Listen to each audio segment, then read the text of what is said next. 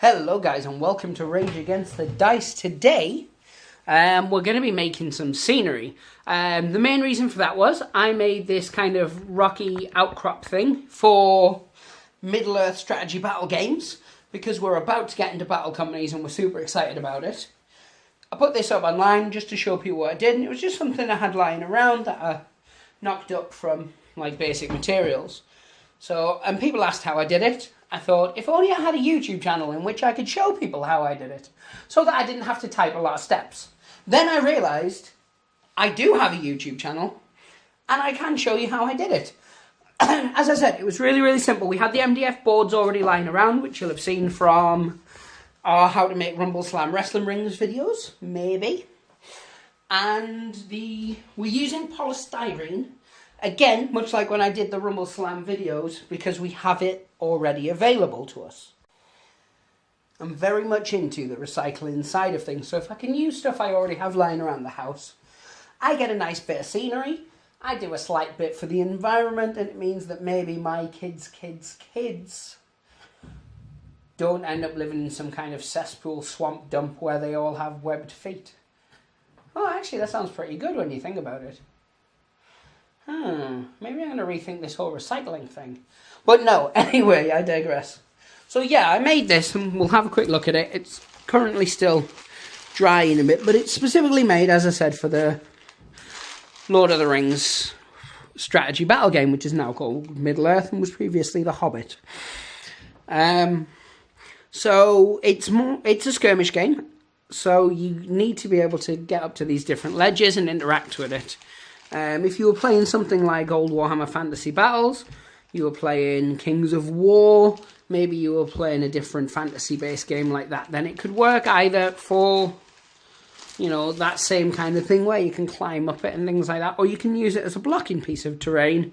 You know, it would fit in a lot of different games. You could have it in, you know, almost any different type of game you wanted, because it's just a rocky-based outcrop, and as you can see here, there's some patterning and still some bits drying.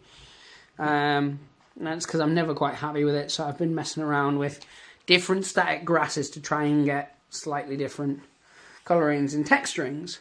But yeah, anyway, so because the area where I actually work, the lighting's terrible for filming, I'm currently on my dining room table.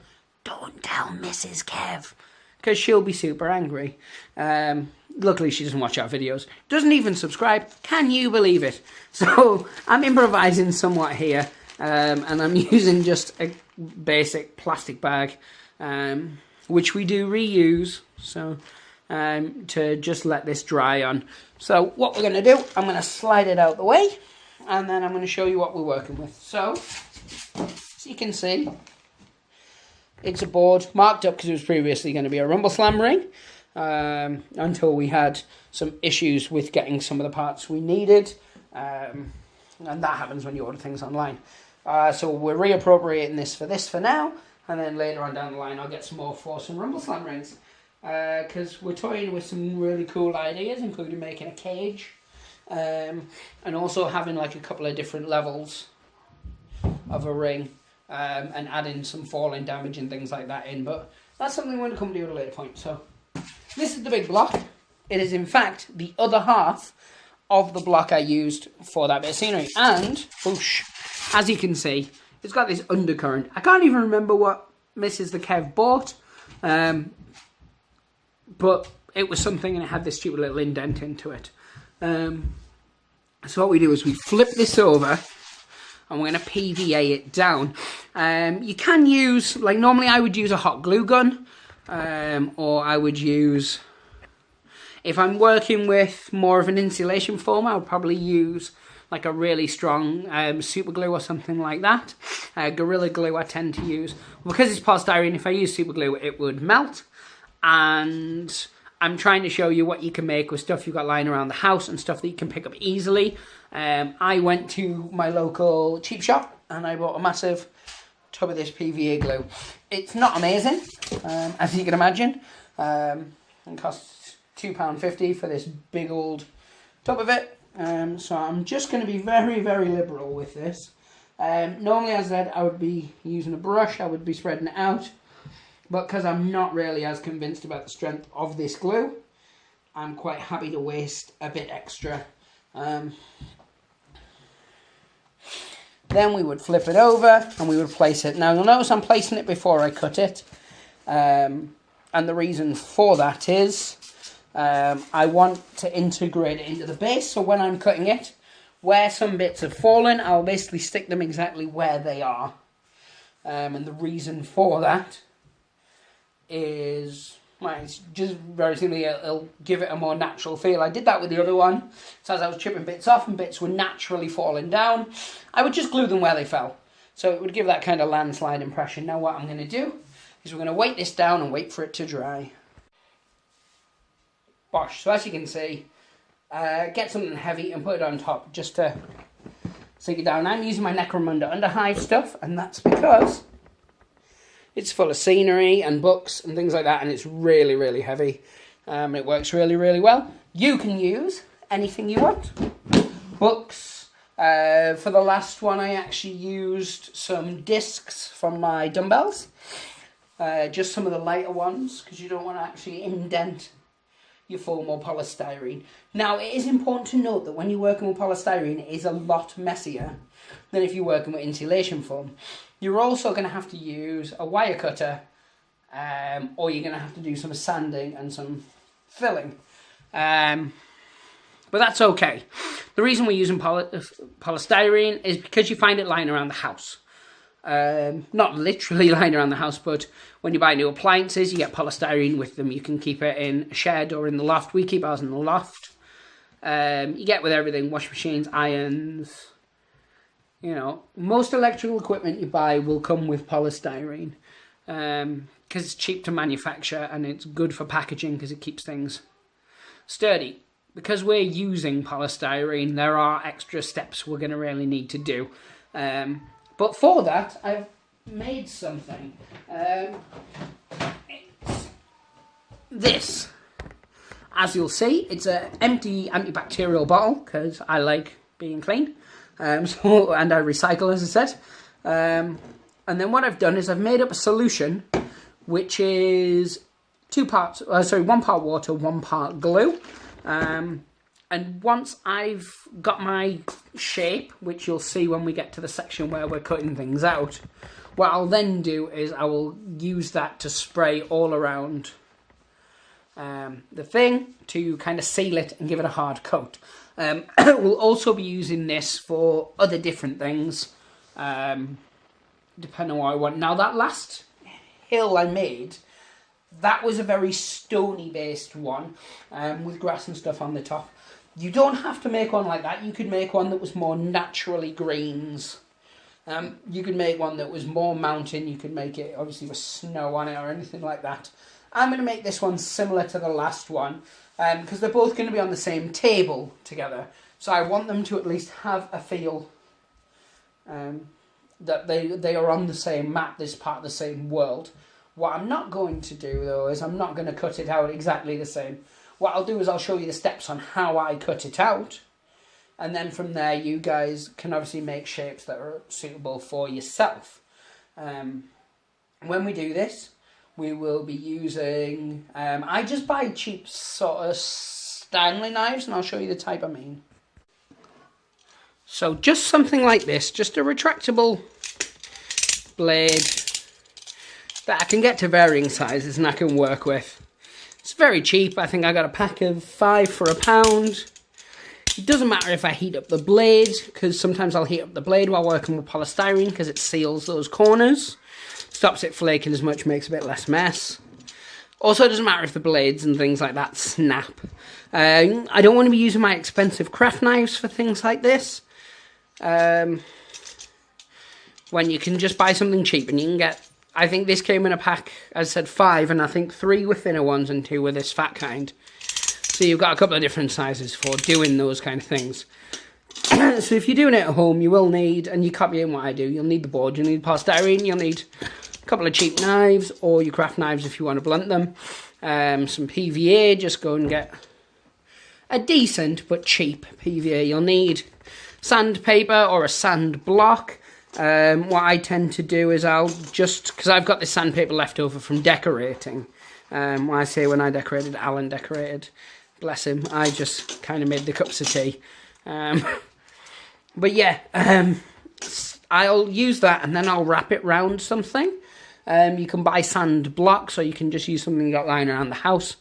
So to make your own sand block, it works out a bit cheaper. It means as well that if you go through a lot of sandpaper, which I do, as long as you've got like a block that you can use, you can just buy cheap sandpaper, wrap it around it and do it. Different sandpapers are different thicknesses and things like that. Find one that works best with the material you're using. What we're going to do now is we're going to leave this bad boy to dry. While we're doing that, you guys can go off, get yourself a cup of tea. I'm going to play some fantastic, maybe some Shadow of Mordor on the PS4, maybe paint some hobbits. Who knows? Who genuinely knows what I'm going to do? I don't know, so you guys have got no chance. When we come back, we're going to start shaping this bad boy. Cool. Right, so let's check whether it's dry. For you, it's been instant, but for me, it's been 2 hours of waiting. When it comes to PVR, I don't mess around. I'll let it dry longer. Remove the gloriousness that is Necromunda. And let's have a check. Yep, that is stuck, so we are ready to start carving into this bad boy now. So what I'm going to do is I'm going to make the first couple of cuts in this bad boy. But then I'll probably time-lapse the rest. Because you guys know how to cut into polystyrene and stuff, and watching me do it whilst I probably cut off one of my fingers and cry about it. Although it will be quite funny. Isn't really what you guys were wanting to watch. The only other thing to remember is that polystyrene makes really annoying noises when you cut it. So yeah, you just find where you want bits and just hoik it out. It doesn't need to be straight. You're just taking it off in chunks.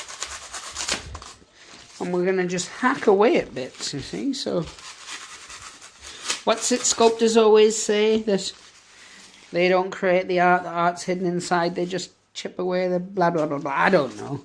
But yeah, so... And that's another thing I like to do. I like to rip bits off. A, because it makes more mess and that annoys my partner. And B, it gives different effects. So what I'm going to do is I'm just going to start filming some more of this. Yeah, and then we'll have a look at it when it's done. I didn't cut myself, but I came close. See, I told you I was going to.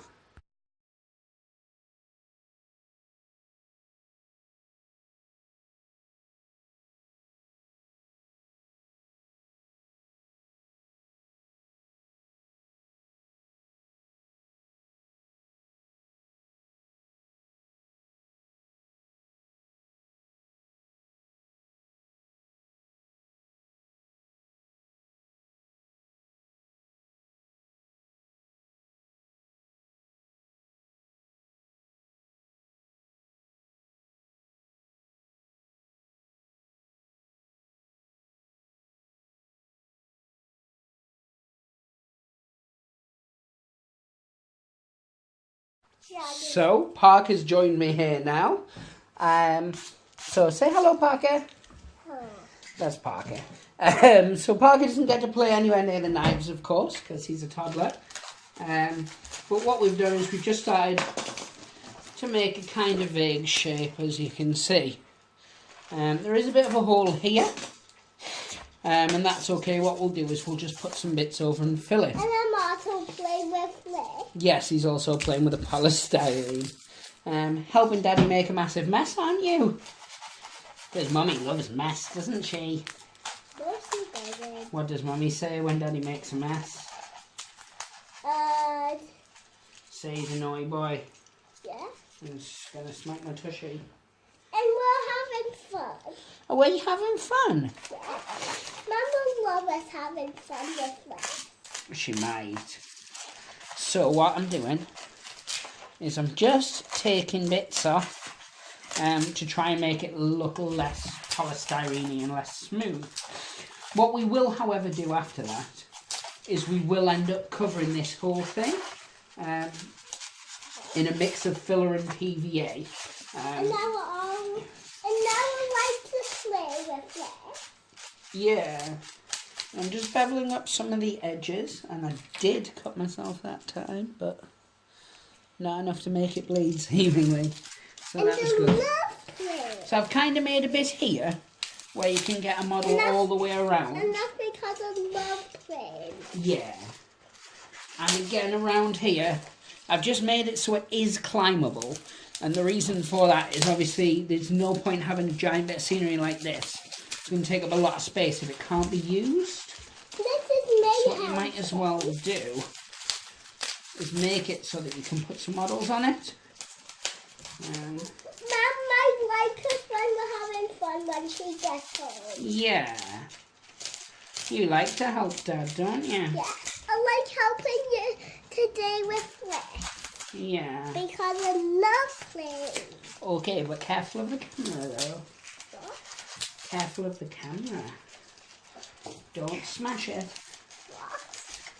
What? Be careful with it. Oh, one big fell off. Yeah, it's okay. And that was a silly bit. So, yes, just to sort of show you an example of what your table will look like. Kind of looks like that. Now, what we're going to do is we're going to start gluing some of these bigger bits back on. Glue? Indeed, glue, boo. What? So, find any naturally looking shapes. I'm going to help you. Okay, but you have to just let Dad kind of do his thing. And there it is, right on cue, the dryer, because wouldn't be one of our videos if the dryer didn't randomly go off. So with this, what I'm doing is I'm just squidging it on. I'm using the PVA around the outside just to smooth it around. Not my turn. I'll give you a bit and tell you where to stick it then. Do you want to put that bit down there for me? Yeah. Go on then. Hey, Yeah, right in that glue. There, that's perfect. And then get some of these little sprinkly little bits and just sprinkle them in. Yeah, brilliant. Now what we're going to do is we're going to cover up this big hole because that's not very good in terms of... So I'm going to cut a shape out. It's just something like this kind of thing.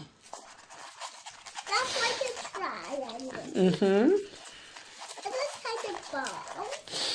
Yeah. What ball? Do. On the table with lots of balls. I know. Mum might be cross if my balls on the table. I know, we're going to clean them up with a hoover. So what I've done is I've kind of put like a little ledge here. And I'll filler in the underside of this. It should just be big enough. There you go, to support a single model. So it's like an archer viewpoint. Where's my turn? You can have a turn in a minute, boo. I'll have loads of turns in you as well. Will I? Yeah. That is cool. So what we're going to do next is we're going to leave these to dry. We're going to take, and you can use actual polystyrene skewers if you want. You can buy special skewers that hold polystyrene into place, but we just use cocktail sticks. And all I'm going to do is I'm going to push it through some of these. I'm also going to stick on a few extra little bits, and then we're going to come back and have a look at it when it's done. Because this next bit will just be me sort of trying bits in different bits and see how it looks, and see how much I like certain areas. I'll probably also chip off some little bits, so it looks like the stone and stuff are eroded. But yeah, so hopefully you guys are keeping up with what I'm doing, and we'll be back in a moment. So just a very quick update. You saw that I had a load of shards and stuff left over. So all I've done is I've taken a board like this and I've scattered some around very sort of gingerly. And as I'm working on the other one, I'll continue to come back to this. But as you can see, it's some sort of very, very rough rock formations. Once it's all dry, what I'm going to do is I'll do the same as I'm going to do to the big piece, and that's I'm going to cover it in the polyfiller PVA mix, and then we'll sand down these bits, and by the time it's finished, it should be just another little bit of scatter scenery. But the difference between this one compared to some of the others is that obviously you'll be able to move around this at sort of a ground level. So it was just a quick update to show you what you can do with the pieces that are left over. And this is kind of at that stage now. It's just drying next to a radiator.